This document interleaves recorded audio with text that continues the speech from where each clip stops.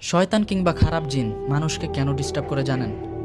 কারণ এই শয়তান কিংবা খারাপ জিন তারা চায় একজন মুমিন বান্দা, অর্থাৎ যে মুমিন বান্দা 5 ওয়াক্ত নামাজ পড়ে এবং মহান আল্লাহ তাআলাকে স্মরণ করে, তার এই নামাজ, কোরআন পড়া, তারপর মহান আল্লাহ তাআলাকে স্মরণ করা, আরও অন্যান্য যাবতীয় যে ভালো কাজগুলো আছে সেগুলো থেকে যেন তাকে বিরত রাখতে পারে।